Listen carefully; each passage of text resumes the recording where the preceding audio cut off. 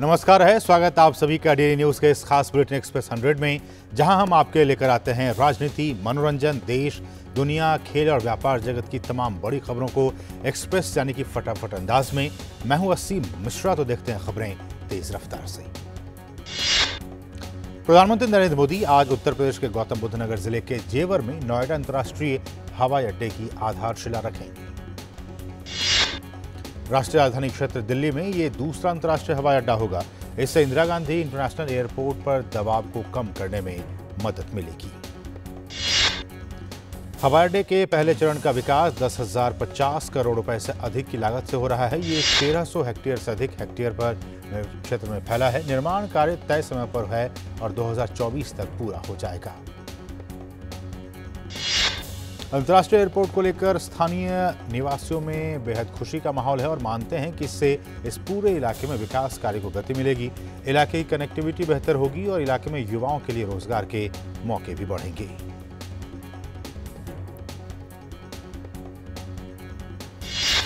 भारत में पहली बार किसी हवाई अड्डे पर एकीकृत मल्टी मॉडल कार्गो केंद्र होगा। कार्गो टर्मिनल की क्षमता 20 लाख मीट्रिक टन होगी, जिसे बढ़ाकर 80 लाख मीट्रिक टन कर दिया जाएगा। हवाई अड्डे में ही ग्राउंड ट्रांसपोर्टेशन सेंटर विकसित किया जाएगा, जिसमें मल्टी मॉडल ट्रांजिट केंद्र होगा। मेट्रो और हाई स्पीड रेलवे के स्टेशन होंगे। टैक्सी, बस सेवा और निजी वाहन पार्किंग सुविधा मौजूद रहेगी। प्रधानमंत्री नरेंद्र मोदी ने बुधवार को 39वीं प्रगति बैठक की अध्यक्षता की। बैठक के दौरान कुल 9 एजेंडे रखे गए, जिसमें से 20,000 करोड़ रुपए के 8 प्रोजेक्ट्स शामिल थे। प्रगति बैठक में 3 रेलवे से संबंधित प्रोजेक्ट शामिल रहे, तो सड़क परिवहन के 2, ऊर्जा मंत्रालय के 2 और 1 पेट्रोलियम मंत्रालय से संबंधित रहे। प्रधानमंत्री ने पोषण अभियान की भी समीक्षा की। बच्चों में पोषण के मद्देनजर अभियान को सफल बनाने के लिए प्रधानमंत्री ने स्वयं सहायता समूह की मदद लेने और जागरूकता अभियान चलाने पर जोर दिया। प्रगति की अभी तक की 38 बैठकों के दौरान कुल 14.64 लाख करोड़ रुपए के 303 प्रोजेक्ट्स की समीक्षा की जा चुकी है। बुधवार को केंद्रीय मंत्रिमंडल की बैठक में ही सरकार ने तीनों कृषि कानूनों को वापस लेने पर आधिकारिक मंजूरी दे दी। संसद के शीतकालीन सत्र में इन कानूनों को वापस लेने की प्रक्रिया शुरू की जाएगी। प्रधानमंत्री गरीब कल्याण अन्न योजना को 4 महीने तक यानी मार्च 2022 तक बढ़ा दिया गया है। देश भर में 80 करोड़ लोगों को अब मार्च 2022 तक अतिरिक्त मुफ्त अनाज हर महीने मिलता रहेगा। पीएम गरीब कल्याण योजना के विस्तार पर 5वें चरण में खाद्यान्न का कुल उठान 163 लाख मीट्रिक टन रहने की संभावना है। चौथे चरण के सफल समापन के बाद 5वां चरण 1 दिसंबर 2021 से शुरू हो रहा है। राष्ट्रीय खाद्य सुरक्षा अधिनियम के दायरे में आने वाले सभी लाभार्थियों को प्रति व्यक्ति प्रति माह 5 किलो अनाज मार्च तक मुफ्त मिलता रहेगा। गृहमंत्री अमित शाह, रक्षा मंत्री राजनाथ सिंह और बीजेपी अध्यक्ष जेपी नड्डा सहित तमाम नेताओं ने पीएम मोदी की अध्यक्षता में कैबिनेट के फैसले पर आभार व्यक्त किया है। मोदी सरकार ने मार्च 2020 में घोषणा की थी कि 80 करोड़ लाभार्थियों को प्रधानमंत्री गरीब कल्याण अन्न योजना के तहत प्रति व्यक्ति प्रति माह के हिसाब से 5 किलो अतिरिक्त अनाज मुफ्त में दिया जाएगा। अब तक इस योजना के 1 से 4 चरण तक राज्यों, केंद्र शासित प्रदेशों को कुल मिलाकर लगभग 600 लाख मीट्रिक टन का आवंटन किया गया है, जिस पर करीब 2.07 लाख करोड़ रुपए की खाद्यान्न सब्सिडी दी गई है। राष्ट्रपति रामनाथ कोविंद आज कानपुर के हरकोट बटलर प्राविधिक विश्वविद्यालय के शताब्दी समारोह में हिस्सा लेंगे और सभा को संबोधित करेंगे। राष्ट्रपति इस मौके पर एक कॉफी टेबल बुक, विश्वविद्यालय के इतिहास को बयां करती एक किताब, डाक टिकट, विशेष कवर और HBTU के शताब्दी समारोह पर आधारित सिक्के की तस्वीर का भी विमोचन करेंगे। इसके साथ ही राष्ट्रपति विश्वविद्यालय की 10 इमारतों का लोकार्पण भी करेंगे, जिनमें कुलपति आवास और छात्रों के लिए छात्रावास भवन भी शामिल है। विदेश मंत्री डॉक्टर एस जयशंकर आज शंघाई सहयोग संगठन में शासनाध्यक्षों की परिषद की बैठक में भारत का प्रतिनिधित्व करेंगे। इस बैठक में अफगानिस्तान समेत कई क्षेत्रीय मुद्दों पर बातचीत होने की उम्मीद है। विदेश मंत्रालय ने कहा है कि SCO शासनाध्यक्ष परिषद की 20वीं बैठक डिजिटल माध्यम से नूर सुल्तान में आयोजित बैठक का कजाकिस्तान अध्यक्षता करेगा। बैठक में SCO सदस्य देशों के शासनाध्यक्ष, पर्यवेक्षक राज्य और SCO के महासचिव हिस्सा होंगे। वायु प्रदूषण के मुद्दे पर बुधवार को सुप्रीम कोर्ट ने कहा कि अगले कुछ दिनों तक निर्माण और गैर जरूरी सामान लाने वाली गाड़ियों पर प्रतिबंध जारी रखे जाएं और वायु गुणवत्ता सूचकांक 100 से नीचे आने पर ही प्रतिबंधों में ढील दी जाए। केंद्र का पक्ष रखते हुए सॉलिसिटर जनरल तुषार मेहता ने सुप्रीम कोर्ट को बताया कि 578 कंस्ट्रक्शन साइट्स पर काम रोका गया है, 250 रोड स्वीपिंग मशीन इस्तेमाल की जा रही है, 1007 वाटर स्प्रिंकलर काम कर रहे हैं। कोर्ट ने कहा कि ऐसे तात्कालिक कदमों के बजाय उपलब्ध आंकड़ों के हिसाब से हवा की गुणवत्ता खराब होने का पूर्वानुमान लगाकर पहले ही कदम उठाए जाने चाहिए। कोर्ट ने यूपी, पंजाब और हरियाणा से पूछा कि पराली के निपटारे के लिए उन्होंने क्या कुछ कदम उठाए हैं। मुख्य न्यायाधीश ने कहा कि राज्य श्रमिक कल्याण फंड से राज्य मजदूरों को मदद दें। सुप्रीम कोर्ट सोमवार को मामले की दोबारा सुनवाई करेगा। इस बीच दिल्ली सरकार ने बुधवार को बैठक कर हालात की समीक्षा की और दिल्ली में स्कूल, कॉलेज और सभी तरह के शिक्षण संस्थानों को 29 नवंबर से दोबारा खोलने का फैसला किया। सभी सीएनजी और इलेक्ट्रिक वाहनों को दिल्ली की सीमा में 27 नवंबर से प्रवेश दिया जाएगा। सीएनजी और इलेक्ट्रिक के अलावा सभी वाणिज्यिक वाहनों का 3 दिसंबर तक दिल्ली में प्रवेश वर्जित रहेगा।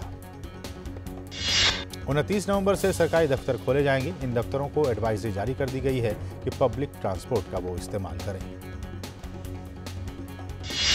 रक्षा मंत्री राजनाथ सिंह ने बुधवार को आपदा प्रबंधन पर विश्व कांग्रेस के उद्घाटन सत्र को संबोधित किया। इस मौके पर रक्षा मंत्री ने कहा कि आपदा प्रबंधन मानव जीवन और संपत्ति की रक्षा के बारे में है।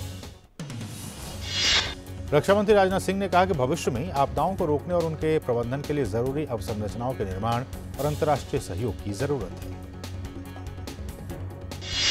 बुधवार को नई दिल्ली में बांग्लादेश के उच्चायुक्त मोहम्मद इमरान और भारतीय थल सेना प्रमुख एमएम नरवणे ने भारत बांग्लादेश दोस्ती के 50 साल को चिन्हित करते हुए एक संगोष्ठी में हिस्सा लिया। इस मौके पर भारतीय सेना प्रमुख ने कहा कि बातचीत के द्वारा भारत बांग्लादेश ने सीमा विवाद हल कर पूरी दुनिया के सामने एक उदाहरण पेश किया है। सेना प्रमुख ने कहा कि आशंगुज में 1971 के मुक्ति संग्राम में जान देने वाले भारतीय सैनिकों के लिए बांग्लादेश ने स्मारक बनाने का निर्णय लिया। इससे द्विपक्षीय संबंध और भी मजबूत होंगे। नौसेना प्रमुख एडमिरल करमबीर सिंह आज कलवरी श्रेणी की चौथी पनडुब्बी वेला की मुंबई में कमीशनिंग समारोह में बतौर मुख्य अतिथि होंगे। वेला पनडुब्बी स्टेल्थ तकनीक से सुसज्जित और ये स्कॉर्पियन पनडुब्बी पर आधारित है। भाजपा अध्यक्ष जेपी नड्डा गोवा के 2 दिवसीय दौरे पर हैं। आज नड्डा उत्तरी गोवा के सत्तारी और बिचोलिम में 2 जनसभाओं में हिस्सा लेंगे। त्रिपुरा में आज निकाय चुनाव के लिए मतदान चल रहा है। राजधानी अगरतला नगर निगम और अन्य नगर निकायों की 200 से अधिक सीटों के लिए मतदान हो रहा है। इस महीने की शुरुआत में ही सत्तारूढ़ भाजपा ने एएमसी सहित त्रिपुरा की 20 शहरी स्थानीय निकायों की कुल 334 सीटों में से 112 पर निर्विरोध जीत हासिल की थी। केंद्रीय जल शक्ति मंत्री गजेंद्र सिंह शेखावत आज शहरी नदियों के स्थायी प्रबंधन के लिए सूचना, चर्चा और आदान प्रदान करने के लिए पहला समर्पित platform river cities alliance launch करेंगे। केंद्रीय स्वास्थ्य और परिवार कल्याण, रसायन और उर्वरक मंत्री डॉक्टर मनसुख मांडविया आज दूसरे global chemicals and petrochemicals manufacturing hub का उद्घाटन करेंगे। केंद्रीय मंत्री पीयूष गोयल नई दिल्ली में भारतीय चार्टर्ड अकाउंटेंट संस्थान के इंसॉल्वेंसी प्रोफेशनल्स ऑफ इंस्टीट्यूट के 5वें स्थापना दिवस के समारोह में शिरकत करेंगे। केंद्रीय मंत्री नारायण राणे आज से राजस्थान के 2 दिवसीय दौरे की शुरुआत करेंगे। इस दौरान वे जयपुर में केवीआईसी आउटलेट और Kumarappa national handmade paper institute की समीक्षा करेंगे। केंद्रीय बिजली मंत्री आरके सिंह और मध्य प्रदेश के सीएम शिवराज सिंह चौहान भोपाल में 1500 मेगावाट क्षमता वाली 3 सौर ऊर्जा परियोजनाओं की आधारशिला रखेंगे। केंद्रीय कानून और न्याय मंत्री किरेन रिजिजू आज शाम भारतीय संविधान पर एक ऑनलाइन पाठ्यक्रम शुरू करने वाले हैं। कार्यक्रम डॉक्टर अंबेडकर इंटरनेशनल सेंटर में आयोजित किया जाएगा। केंद्रीय आवास और शहरी मामलों के मंत्री हरदीप सिंह पुरी और दिल्ली के परिवहन मंत्री कैलाश गहलोत दिल्ली मेट्रो के बेजेंटा लाइन पर चालक रहित ट्रेन संचालन का उद्घाटन करेंगे। टेरर फंडिंग मामले में जम्मू कश्मीर में एनआईए की छापेमारी चल रही है। एनआईए शोपियां जिले के वाची और जैनपुरा में कई जगहों पर छापेमारी कर रही है। बौद्ध रंगमंच महोत्सव का 30वां संस्करण आज से नागपुर में शुरू हो रहा है। यह आयोजन 28 नवंबर तक चलेगा। सुप्रीम कोर्ट संपत्ति से संबंधित किर्लोस्कर ब्रदर्स लिमिटेड के पारिवारिक विवाद पर सुनवाई करने वाला है, जिसमें संजय किर्लोस्कर ने मामले में मध्यस्थता का निर्देश देने वाले बॉम्बे हाईकोर्ट के आदेश को चुनौती दी है। इलाहाबाद हाईकोर्ट हाथरस गांव की रहने वाली 19 वर्षीय सामूहिक बलात्कार सह हत्या पीड़िता के परिवार को दिए जाने वाले मुआवजे के सवाल पर दलीलों पर सुनवाई करने वाला है। दिल्ली दंगों के दौरान पुलिसकर्मी पर बंदूक तानने वाले आरोपी शाहरुख पठान मामले में दिल्ली की एक अदालत में आज सुनवाई होगी। आरोपी की तस्वीरें सोशल मीडिया और इंटरनेट पर वायरल हो गई थी। और यहां रुकेंगे छोटे से ब्रेक के लिए। आप देखते रहिए टीवी न्यूज़।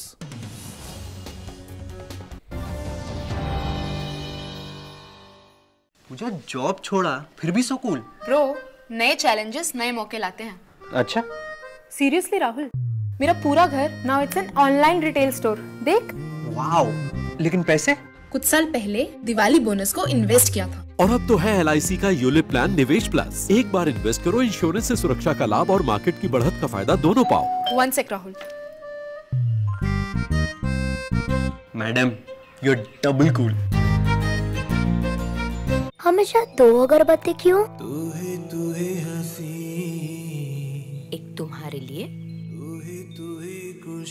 और दूसरी सबके लिए। Cycle pure अगरबत्तीज। 3 महीने में पैसे डबल। वाह, फास्ट और हाई रिटर्न्स भी। क्या स्कीम है? कल तो नहीं थी यहाँ। और कल होगा भी नहीं। तूने कभी 5 ओवर में डबल सेंचुरी मारी है? ऐसे स्कीम के बहकावे में आके हम धोखा खा सकते हैं। और RBI कहता है अपना पैसा सुरक्षित रखो और समझदारी से निवेश करो। अगर ज्यादा रिटर्न के पीछे भागोगे तो रिस्क भी उतना ही उठाओगे। और फास्ट रिटर्न से बच के। और फास्ट बॉलिंग से भी। RBI कहता है जानकार बनिए, सतर्क रहिए। और अब कुछ दूसरी अहम खबरें फटाफट अंदाज में। नीति आयोग ने कल पूर्ण रूप से प्रौद्योगिकी आधारित डिजिटल बैंक गठित करने का प्रस्ताव किया। ये बैंक देश में वित्तीय चुनौतियों से पार पाने के लिए सैद्धांतिक रूप से अपनी सेवाओं की पेशकश को लेकर भौतिक शाखाओं के बजाय इंटरनेट और अन्य संबंधित चैनलों का उपयोग करेगा। RBI ने नियामकीय नियमों का पालन नहीं करने पर Tata communications payment solutions limited पर 2 करोड़ रुपए और एपनेट टेक्नोलॉजीज प्राइवेट लिमिटेड पर 54.93 लाख रुपए का जुर्माना लगाया है। भारतीय राष्ट्रीय भुगतान निगम के एक शीर्ष अधिकारी ने कल कर चोरी सहित वित्तीय अपराधों का पता लगाने के लिए आधार से जुड़ी प्रौद्योगिकियों के इस्तेमाल का प्रस्ताव रखा। ऐसी प्रौद्योगिकी का इस्तेमाल 3-4 वर्षों में किया जाएगा। भारत सरकार और एशियाई विकास बैंक ने 13 राज्यों के शहरी क्षेत्रों में व्यापक प्राथमिक स्वास्थ्य सेवा तक पहुंच को मजबूत करने और बेहतर बनाने के लिए $30 करोड़ के ऋण समझौते पर हस्ताक्षर किए हैं। इससे शहरी क्षेत्रों में रहने वाले 25 करोड़ से अधिक लोगों को लाभ होगा, जिनमें झुग्गी झोपड़ी इलाके में रहने वाले 5 करोड़ लोग भी शामिल हैं। आयकर विभाग ने चालू वित्त वर्ष में अभी तक रिफंड के तौर पर 1.23 लाख करोड़ रुपए करदाताओं को लौटाए हैं। CBDT ने 1.11 करोड़ से अधिक करदाताओं को रिफंड जारी किया है। ट्राई ने कल डिजिटल लेन देन को बढ़ावा देने को लेकर मोबाइल बैंकिंग और भुगतान सेवाओं के लिए मोबाइल स्क्रीन पर एक बारगी दिखने वाले यानी असंरचित पूरक सेवा डेटा संदेशों पर लगने वाले शुल्क को हटाने का प्रस्ताव किया है। पिछले साल के परिचालन घाटे के बाद देश में हवाई अड्डा अवसंरचना क्षेत्र में इस साल पुनरुद्धार की उम्मीद है। रेटिंग एजेंसी इक्रा के अनुसार हवाई यात्रियों की संख्या में सालाना आधार पर लगभग 82 से 84% की वृद्धि के सहारे इस साल ये क्षेत्र 3200 करोड़ रुपए का परिचालन लाभ दर्ज कर सकता है। विदेशी बाजारों में तेजी के रुख के बीच देश भर के तेल तिलहन बाजारों में बुधवार को सोयाबीन तेल कीमतों में सुधार आया। बाकी तेल तिलहनों के भाव अपरिवर्तित रहे। भारतीय रिजर्व बैंक ने महाराष्ट्र स्थित मलकापुर शहरी सहकारी बैंक की वित्तीय स्थिति खराब होने से उस पर निकासी सीमा समेत कई पाबंदियां लगा दी हैं। अब बैंक के ग्राहक अपने सभी खातों से सिर्फ 10,000 रुपए की ही निकासी कर सकते हैं। खेल प्रौद्योगिकी कंपनी ड्रीम स्पोर्ट्स ने Falcon Edge, DST Global, D1 Capital, Redbird Capital और टाइगर ग्लोबल की अगुवाई में विभिन्न निवेशकों से $84 करोड़ यानी करीब 6,252.2 करोड़ रुपए का वित्त पोषण जुटाया है। इस लिहाज से कंपनी का मूल्यांकन $8 अरब बैठता है। फ्रांस से ब्रिटेन जाने की कोशिश कर रहे करीब 31 शरणार्थियों की मौत हो गई। ये सभी इंग्लिश चैनल पार कर रहे थे, तभी इनकी नौका पलट गई। शरणार्थियों के साथ हुए इस हादसे पर ब्रिटेन के प्रधानमंत्री बोरिस जॉनसन ने दुख जताया है। संयुक्त राष्ट्र महासचिव एंटोनियो गुतेरेस ने कहा है कि उन्हें विश्वास है कि कोलंबियाई सरकार 2016 में फार्स विद्रोहियों के साथ हुए शांति समझौते को पूरी तरह से लागू करने के लिए प्रतिबद्ध है। अर्जेंटीना प्रांत के कार्डोबा के उपनगरीय शहर मार्केस डी सोब्रेमोंटे में एक घर में शक्तिशाली विस्फोट हो गया। हादसे में घर के मालिक की मौत हो गई है। बिल्डिंग के लिए इस्तेमाल सामग्री को विस्फोट का कारण बताया जा रहा है। लीबिया के पूर्व शासक गद्दाफी के बेटे सैफुल इस्लाम को तगड़ा झटका लगा है। दिसंबर में होने वाले राष्ट्रपति चुनाव के लिए लीबिया के चुनाव आयोग ने उनकी उम्मीदवारी को खारिज कर उन्हें अयोग्य घोषित कर दिया है। स्वीडन की प्रधानमंत्री चुने जाने के कुछ ही घंटों बाद संसद में बजट प्रस्ताव गिरने पर मेगादालिना एंडरसन ने पद से इस्तीफा दे दिया। इसके साथ ही सहयोगी दल द ग्रीन्स ने सरकार से समर्थन वापस ले लिया। सूडान के प्रधानमंत्री हमडोक ने कहा है कि अगले 2 दिनों में राजनीतिक बंदियों को रिहा कर दिया जाएगा। हमडोक ने कहा कि सैन्य अधिग्रहण के बाद से की गई नियुक्तियों और बर्खास्तगी की समीक्षा भी की जाएगी। क्यूबा का कहना है कि इस वर्ष अब तक 1255 प्रवासी हवाना लौटे हैं। क्यूबा के पड़ोसी देशों ने इन प्रवासियों को अमेरिका, मैक्सिको, कैमन द्वीप और बहामास के साथ अभियान चलाकर हवाना लौटा दिया। दुनिया भर के देशों की कोरोना महामारी के खिलाफ जंग अभी भी जारी है। दुनिया भर में कोरोना के अब तक 25 करोड़ 96 लाख से ज्यादा मामले सामने आ चुके हैं और 51,91,000 से ज्यादा लोगों की मौत हो चुकी है। अमेरिका सबसे ज्यादा संक्रमितों और मौतों के साथ दुनिया में पहले पायदान पर बना हुआ है।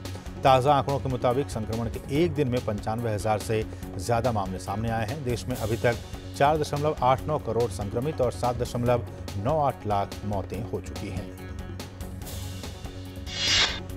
WHO के प्रमुख ने कहा है कि यूरोप एक बार फिर कोविड महामारी का केंद्र बन गया है। WHO महानिदेशक ने कहा है कि पिछले सप्ताह कुल संक्रमण मामलों और मृतक संख्या का 60% से अधिक यूरोपीय देशों में दर्ज किया गया।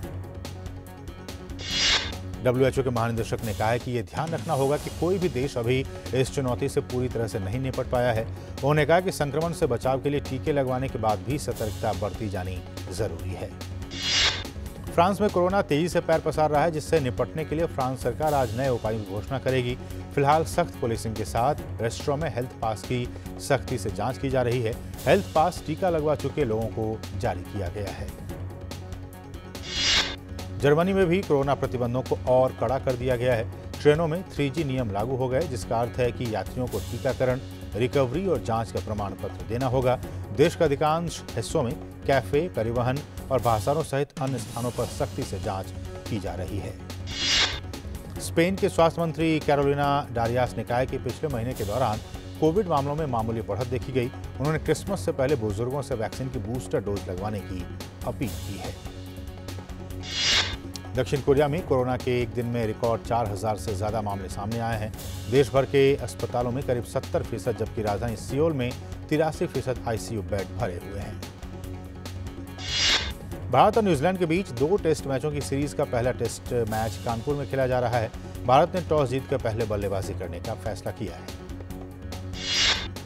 पहले टेस्ट में भारत की तरफ से श्रेयस अय्यर डेब्यू कर रहे हैं। भारतीय टीम के कप्तान अजिंक्य रहाणे ने कल श्रेयस अय्यर के डेब्यू करने की घोषणा की। पहले टेस्ट को लेकर कीवी कप्तान केन विलियमसन का मानना है कि उनकी टीम को भारतीय स्पिनर्स को खेलने के लिए एक अलग तरीका अपनाने की जरूरत है। भारत के KL राहुल और पाकिस्तान के मोहम्मद रिजवान ने वरीयता में एक पायदान की छलांग के साथ ICC T20 बल्लेबाजी की ताज़ा रैंकिंग में 5वां और 4था स्थान हासिल किया है। दक्षिण अफ्रीका और नीदरलैंड के बीच 26 नवंबर से शुरू हो रही 3 मैचों की वनडे इंटरनेशनल सीरीज से पहले तेज गेंदबाज लुंगी एनगिडी कोविड से संक्रमित पाए गए हैं। उन्होंने सीरीज से अपना नाम वापस ले लिया है।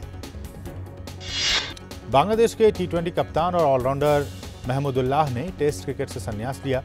बांग्लादेश को 26 नवंबर से पाकिस्तान के खिलाफ 2 टेस्ट मैचों की सीरीज खेलनी है और इससे ठीक पहले महमूदुल्लाह ने संन्यास का ऐलान कर सभी को चौंका दिया है। नस्लीय टिप्पणी केस में फंसे इंग्लैंड के पूर्व कप्तान माइकल वॉन को BBC ने अपने कमेंट्री पैनल से हटा दिया है। माइकल वॉन को अगले महीने शुरू हो रही एशेज सीरीज में कमेंट्री करनी थी, लेकिन अब वो ऐसा नहीं कर पाएंगे।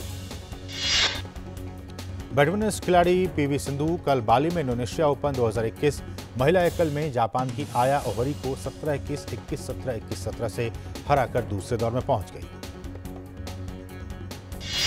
इंडोनेशिया ओपन में के श्रीकांत और बी साई प्रणीत भी अपने अपने मुकाबले जीतकर दूसरे दौर में पहुंच चुके हैं। ओडिशा के भुवनेश्वर में जूनियर हॉकी विश्व कप में भारत को अपने पहले मैच में फ्रांस से 4-5 से हार का सामना करना पड़ा। भारत का आज कनाडा के साथ मुकाबला है। फ्रांस की एक अदालत ने फ्रांस और रियल मैड्रिड के सुपरस्टार स्ट्राइकर करीम बेंजेमा को सेक्स टेप स्कैंडल के जरिए फ्रेंच टीम के अपने ही पूर्व साथी खिलाड़ी को ब्लैकमेल करने की कोशिशों में सहयोग का दोषी पाया है। कोर्ट ने 33 साल के स्ट्राइकर को 1 साल की निलंबित जेल की सजा और 75,000 यूरो का जुर्माना लगाया है। अमेरिका के ह्यूस्टन में ITTF विश्व टेबल टेनिस चैंपियनशिप के फाइनल के पहले दिन अहिका मुखर्जी और जी साथिया ने अपने अपने मुकाबले जीतकर दूसरे दौर में प्रवेश किया। वहीं मनिका बत्रा और शरद कमल अपने अपने मैच हार गए। इंडियन सुपर लीग में गोवा में खेले गए मैच में ओडिशा FC ने बेंगलुरु FC को 3-1 से हरा दिया। टोक्यो ओलंपिक में भारत को सिल्वर मेडल दिलाने वाली weightlifter Mirabai Chanu world championship और कॉमनवेल्थ सीनियर चैंपियनशिप में शामिल नहीं होंगी। उन्होंने भारत के हेड कोच विजय शर्मा की सलाह पर इन प्रतियोगिताओं में न शामिल होने का फैसला किया है। The association of tennis professional यानी ATP ने घोषणा की है कि अगले सत्र से जब खिलाड़ी मेडिकल या बाथरूम के लिए ब्रेक लेंगे तब उसके लिए एक नया नियम जारी किया जाएगा। अभिनेता अक्षय कुमार, धनुष और सारा अली खान की फिल्म अतरंगी रे का ट्रेलर कल रिलीज हुआ। फिल्म 24 दिसंबर को रिलीज होगी। ब्लॉकबस्टर फिल्म कबीर सिंह के बाद शाहिद कपूर एक और एंटरटेनर फिल्म के साथ वापस आ रहे हैं। इस बार शाहिद क्रिकेट ड्रामा जर्सी के साथ फैंस का मनोरंजन कराएंगे। फिल्म का ट्रेलर हाल ही में निर्माताओं द्वारा रिलीज किया गया, जिसने दर्शकों को प्रभावित किया है। पंकज त्रिपाठी ने हाल ही में अक्षय कुमार स्टारर OMG की शूटिंग पूरी की है और अब अभिनेता ने श्रीजीत मुखर्जी की अगली फिल्म शेर दिल की शूटिंग शुरू कर दी है। प्रभास की फिल्म राधे श्याम संक्रांति 2022 पर रिलीज होने के लिए तैयार है। इस फिल्म के साथ RRR और भीमला नायक भी रिलीज हो रही है, लेकिन सोशल मीडिया पर प्रभास की फिल्म को लेकर उतना प्रचार नहीं हो रहा है जितना उनके प्रशंसकों ने उम्मीद की थी। अभिनेता वरुण धवन और कृति सेनन की फिल्म भेड़िया का फर्स्ट लुक आज रिलीज किया जाएगा। कल वरुण धवन ने फिल्म का मोशन पोस्टर साझा किया था। अभिनेता करणवीर शर्मा बॉलीवुड अभिनेत्री यामी गौतम के साथ आगामी फिल्म अ थर्सडे में एक महत्वपूर्ण भूमिका निभाते नजर आएंगे। अभिनेता को शौर्य और अनोखी की कहानी के लिए जाना जाता है। सुष्मिता सेन अभिनीत राम माधवानी की क्राइम थ्रिलर आर्या भारत की सबसे पसंदीदा वेब सीरीज में से एक है और अब ये शो अपने दूसरे सीजन के साथ वापसी के लिए तैयार है। अभिनेत्री तनिषा मुखर्जी की फिल्म कोड नेम अब्दुल का ट्रेलर जारी हुआ। फिल्म 10 दिसंबर को रिलीज होगी। अनिरुद्ध दवे अभिनीत आगामी थ्रिलर फिल्म कोटा का फर्स्ट लुक जारी हुआ। दलित छात्र के साथ हुए भेदभाव पर यह फिल्म आधारित है। अक्षय कुमार और कटरीना कैफ की रोहित शेट्टी निर्देशित फिल्म सूर्यवंशी ने बॉक्स ऑफिस पर बेहतरीन प्रदर्शन करते हुए 19 दिनों का सफर पूरा कर लिया है और इस दौरान फिल्म ने 182.18 करोड़ का नेट कलेक्शन हासिल कर लिया है। तो इसके साथ एक्सप्रेस में बस इतना ही। मुझे और हमारी पूरी टीम को दीजिए अनुमति।